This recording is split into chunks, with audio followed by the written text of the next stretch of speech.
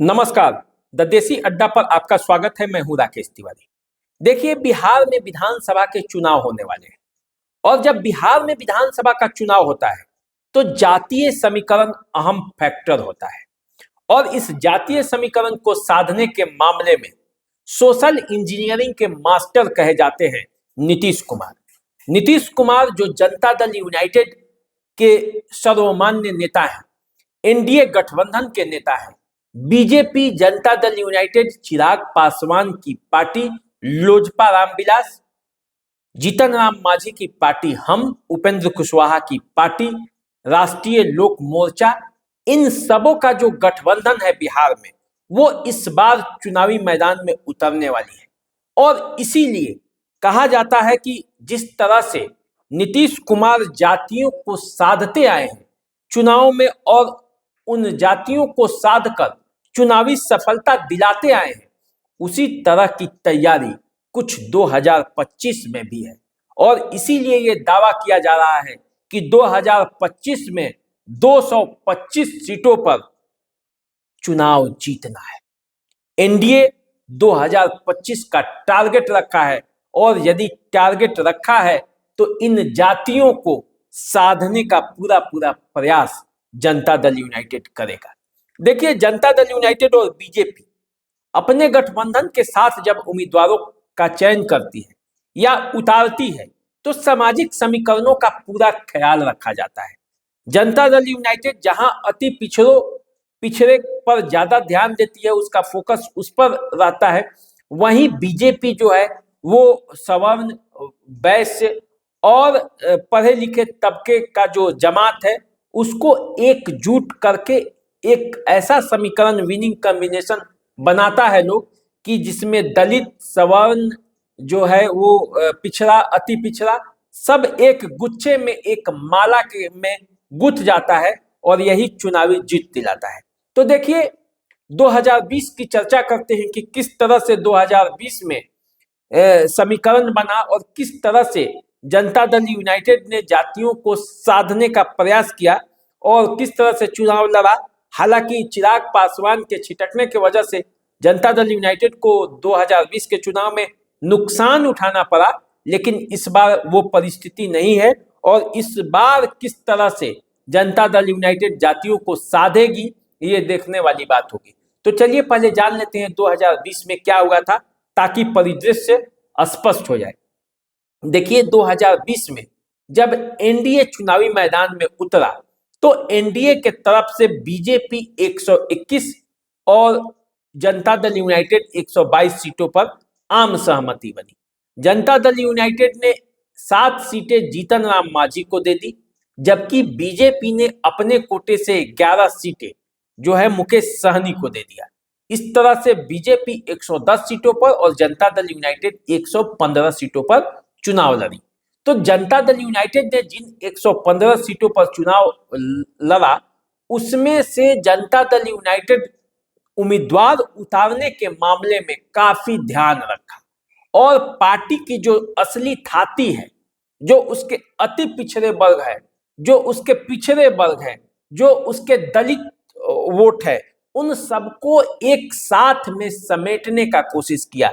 क्योंकि नीतीश कुमार ने जब सोशल इंजीनियरिंग की थी 2005 के बाद, जिसमें पिछड़ों में अति पिछड़ा, दलितों में महादलित, ये सब निकाल कर उन्होंने एक ऐसा विनिंग कॉम्बिनेशन तैयार किया जिसका काट किसी के पास नहीं था।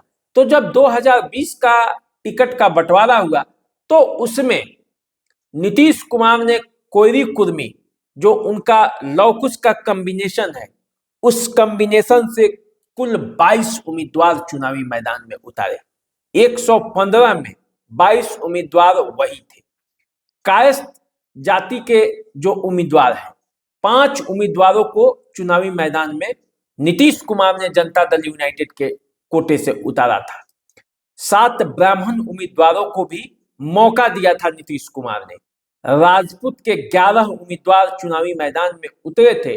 भूमिहार जाति से 11 उम्मीदवार चुनावी मैदान में उतरे थे, यानी कि राजपूत और भूमिहार दोनों को बराबर बराबर सीटें नीतीश कुमार ने दी थी।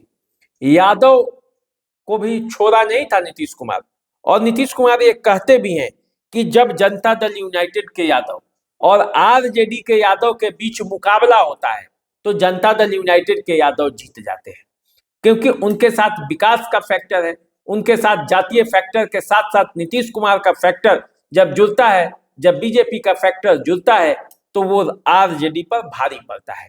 और इसीलिए जनता दल यूनाइटेड ने 15 यादव उम्मीदवारों को चुनावी मैदान में उतारा था।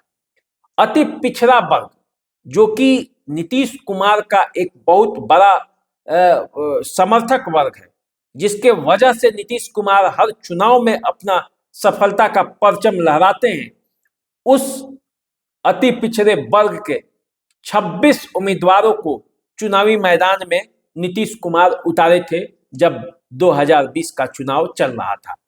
दलित जो एससी कोटे का है, कुल 16 उम्मीदवारों को जनता दल यूनाइटेड ने अपने पार्टी के सिंबल पर चुनावी मैदान में उतारा था।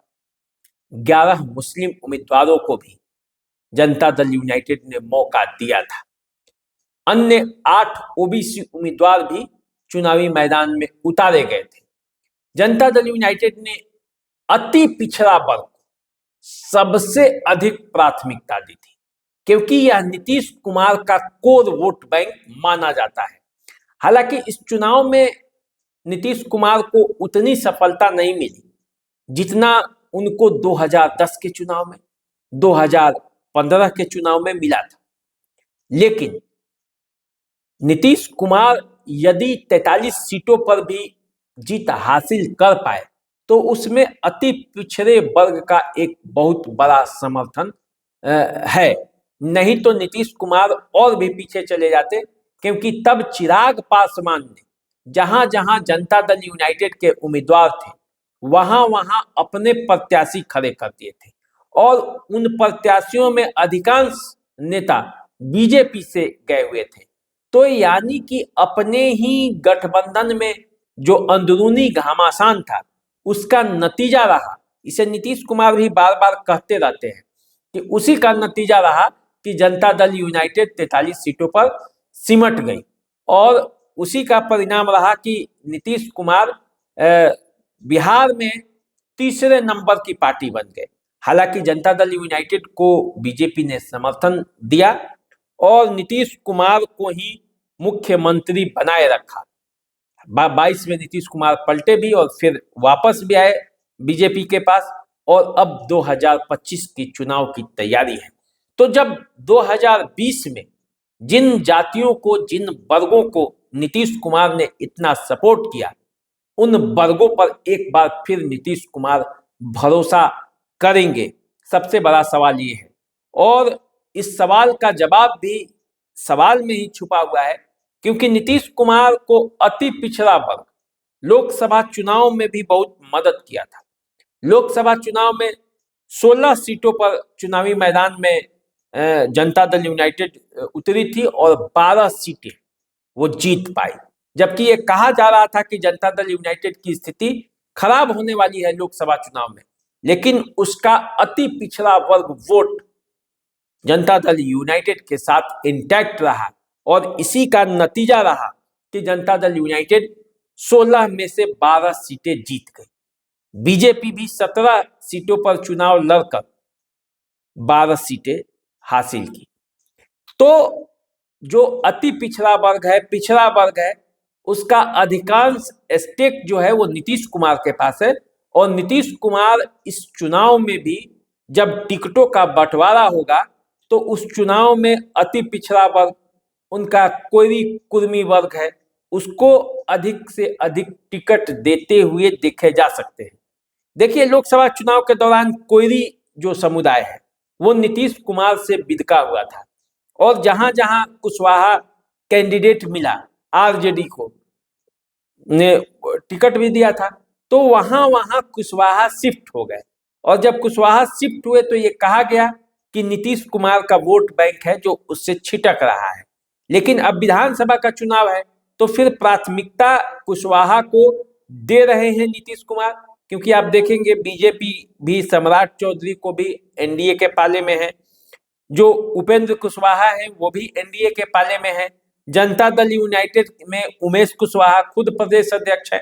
तो ऐसी स्थिति में कुशवाहा कहीं नहीं जाए, इसका ख्याल नीतीश कुमार रख रहे हैं। उम्मीदवारों के चयन के मामले में भी इस बात के लिए वो ध्यान रखेंगे कि कुशवाहा कहीं छिटके नहीं, कुशवाहा कहीं जाए नहीं, उनका कोर वोट बैंक उनके पास जमा रहे, तभी उनकी जीत जो है वो 225 तक पहुंच सकती है। तो चलिए, जनता दल यूनाइटेड इन जातियों को किस तरह से साधेगी, उसको देखने के लिए आपको अभी थोड़ा सा समय का इंतजार करना पड़ेगा। हम भी इंतजार कर रहे हैं, आप हमारे साथ बने रहिए। हम आपको जानकारी देते रहेंगे, पार्टियों का समीकरण समझाते रहेंगे, सियासी समीकरणों पर चर्चा करते रहेंगे। बने रहिए द देसी अड्डा के साथ। चैनल को सब्सक्राइब कर लीजिए, फेसबुक इंस्टाग्राम पर हमें फॉलो कीजिए। अभी दीजिए इजाजत, नमस्कार।